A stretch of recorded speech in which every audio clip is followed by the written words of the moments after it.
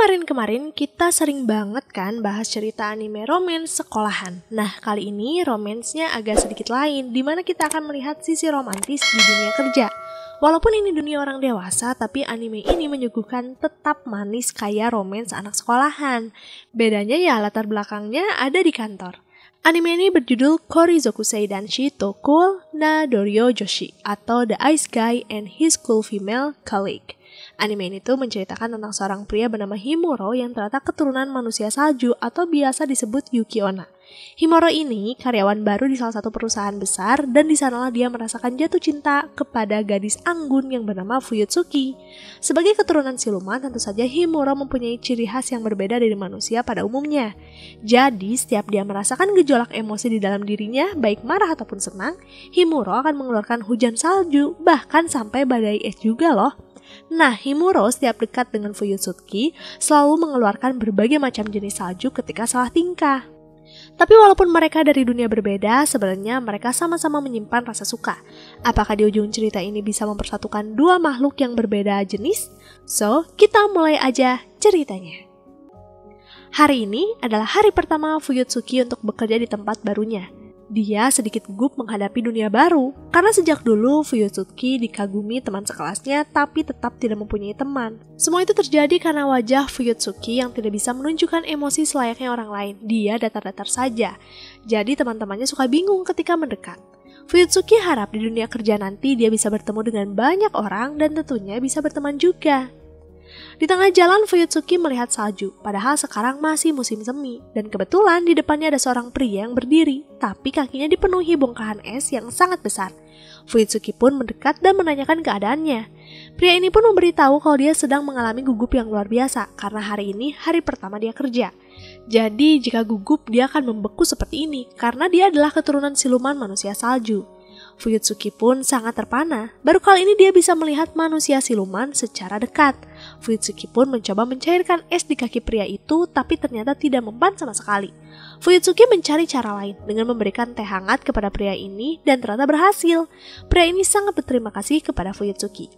Mengingat jam kerja sudah sangat mepet, pria ini pun pamit lebih dulu tanpa saling berkenalan dan tentu saja sepanjang jalan dia menyesalinya. Dia sangat berharap bisa bertemu Fuyutsuki suatu hari nanti. Tapi sepertinya keberuntungan sedang berpihak kepada pria ini, karena ketika dia masuk kantor, ternyata ada Fuyutsuki. Nah, disinilah dia menyempatkan untuk berkenalan, dan pria ini bernama Himuro. Yang menjadi karyawan baru di sini tidak hanya mereka berdua loh, ada gadis yang ternyata keturunan siluman juga.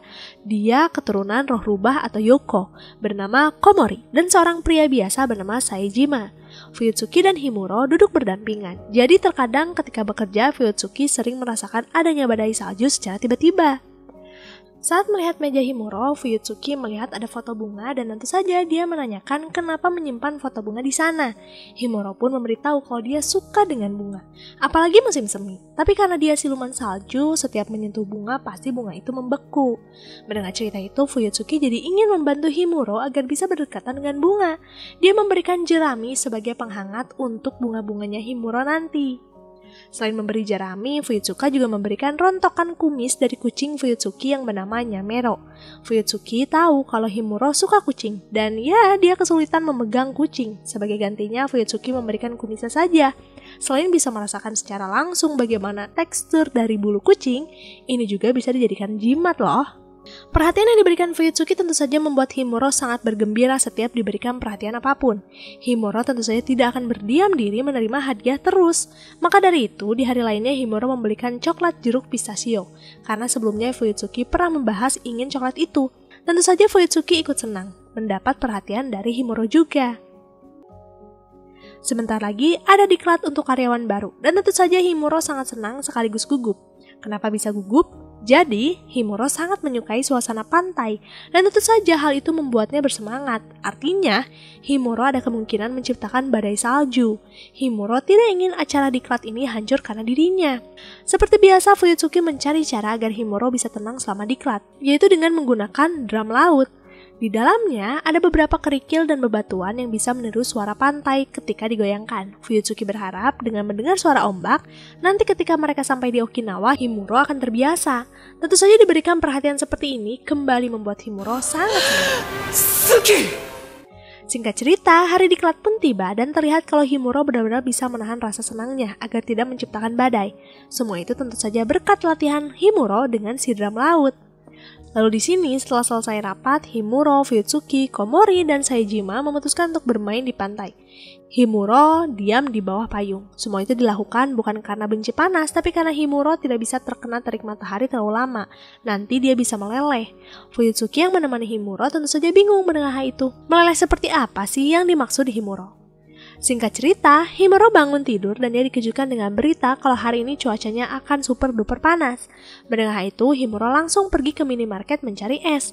Tapi sayangnya persediaan sedang habis karena kulkas rusak. Dan nanti siang baru ada. Himuro sangat bingung karena hanya inilah toko yang ada di tempat ini. Di ruang makan, Fuyutsuki menanyakan Himuro kepada Saejima dan tentu saja Saejima hanya memberitahu kalau Himuro pergi berbelanja. Karena Saejima juga tidak beritahu apapun oleh Himuro.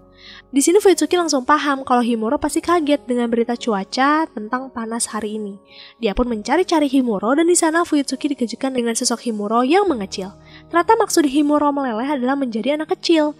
Himuro pun menjelaskan apa yang terjadi. Dia sangat takut tidak bisa kembali ke bentuk semula sebelum acara diklat.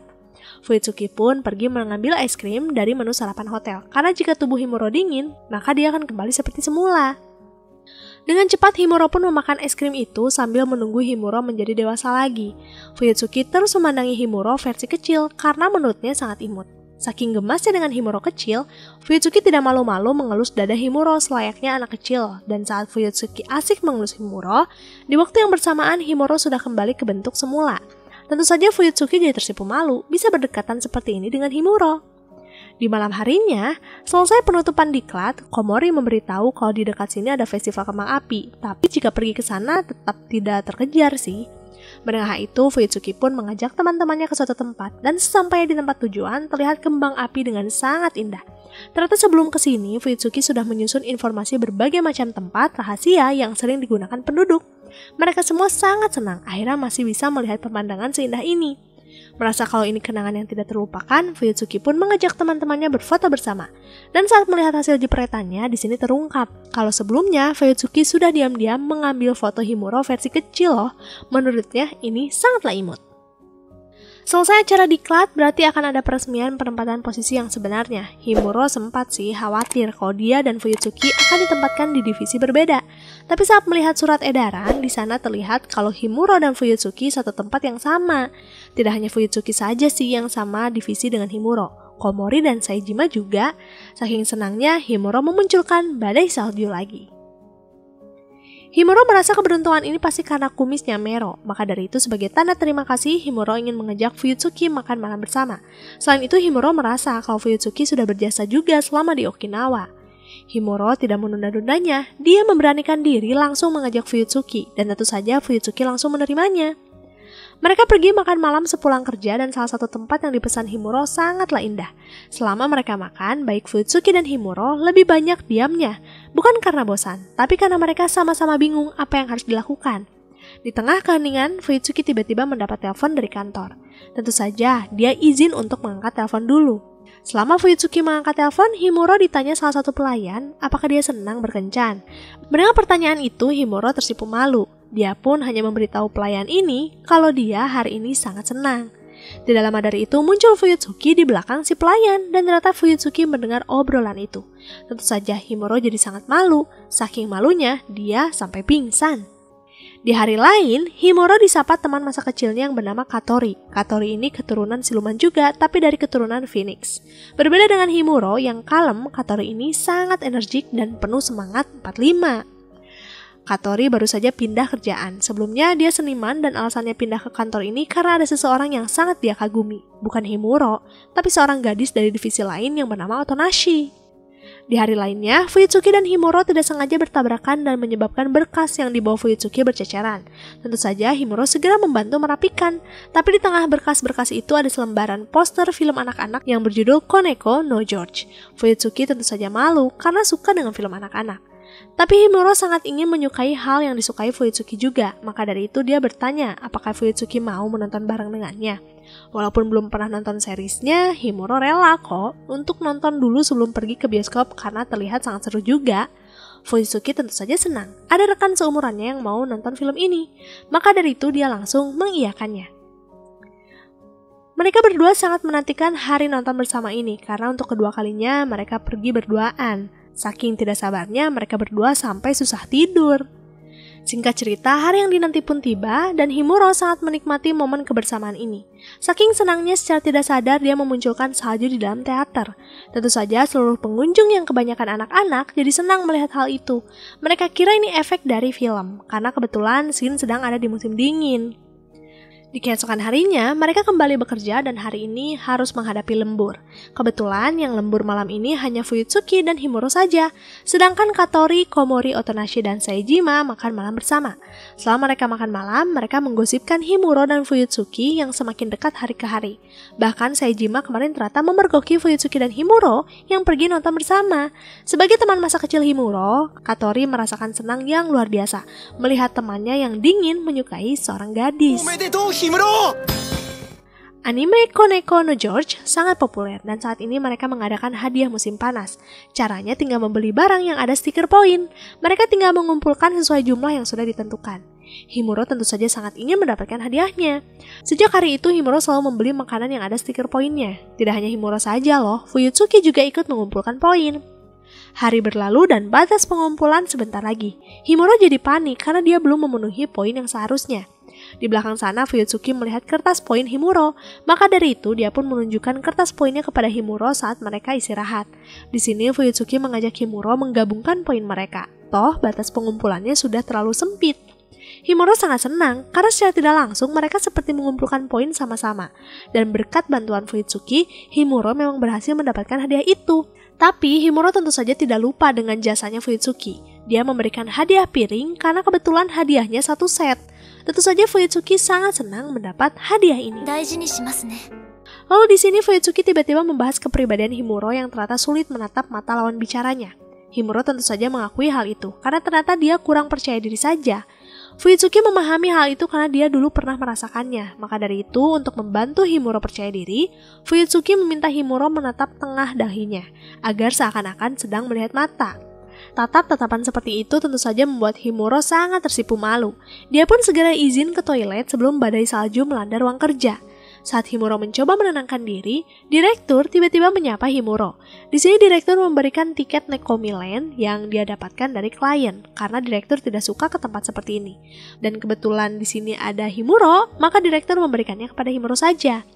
Tidak lama dari itu Fuyutsuki keluar ruangan dan direktur jadi meminta Fuyutsuki menemani Himuro juga karena tiketnya ada 2. Himuro sangat senang mendapat kesempatan lagi berduaan dengan Fuyutsuki. Maka dari itu, agar kunjungan bermain ini menyenangkan, Himuro akan mempelajari Nekomi Land dengan sebaik mungkin. Kabar Himuro yang akan pergi ke Nekomi Land tercium oleh Komori. Karena di pantry, Komori melihat Himuro yang membaca buku panduan Nekomi Land. Komori terus membahas hal itu sampai mereka kembali ke ruang kerja. Dan kebetulan Fuyutsuki mendengar hal itu. Dia pun mengajak Komori untuk ikut saja. Merasa canggung jika hanya bertiga, Komori pun akhirnya mengajak Saejima. Sempat sih Himuro kesal karena gagal pergi berduaan. Singkat cerita, hari pergi ke Nekomi Land pun tiba. Mereka berempat benar-benar tidak sabar untuk menjajal semua permainan. Tapi belum juga naik wahana, Fuyutsuki teralihkan oleh seorang anak yang terlihat kebingungan.